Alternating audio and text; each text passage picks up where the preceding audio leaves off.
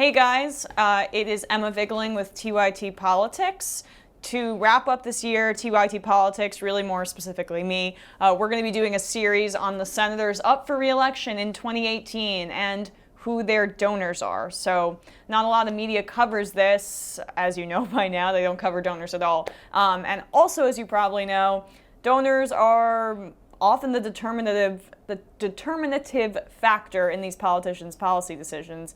In fact, as I often like to cite, the Princeton study found that, quote, when the preferences of economic elites and the stands of organized interest groups are controlled for, the preferences of the average American appear to have only a minuscule, near zero, statistically non-significant impact upon public policy. On that depressing note, let's start with the senator who exemplifies that kind of politics the least, Senator Bernie Sanders, independent from Vermont.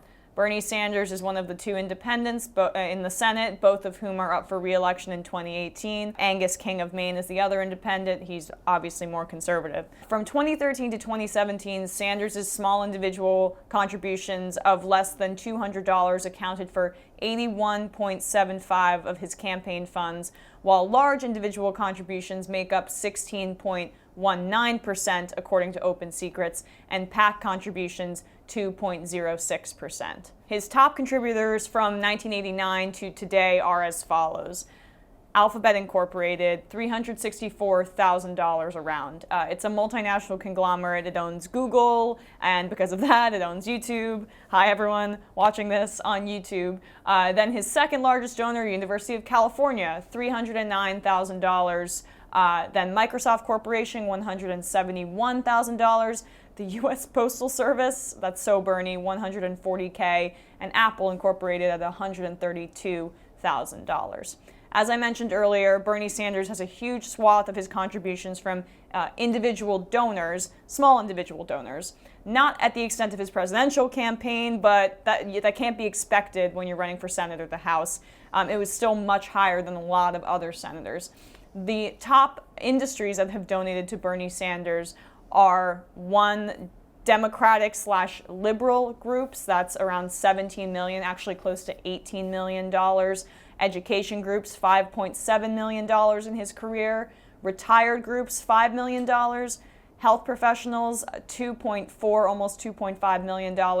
And lawyers/law firms, $2.2 million.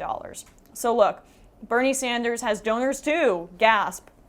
And it's hard to parse out the industry donors and what their motivations have been. Lawyers, law firms, super vague. Health professionals, really vague.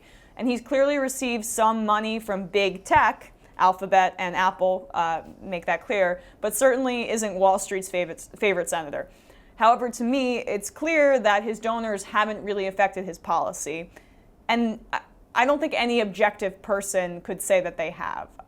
He has been not friendly to a lot of big businesses, unlike the other liberal senators on the Democratic side. Bernie Sanders is an independent, but he caucuses with the Democratic Party, and he champions himself on being a renegade, as everyone knows if you followed his career. So those are Bernie Sanders' donors. I wanted to start the series off on a good note, a note of someone who is not really corrupted by big money, not at all. And then we will get a little bit more into the weeds. But everyone have a great day and stay tuned for the rest of the videos in this series.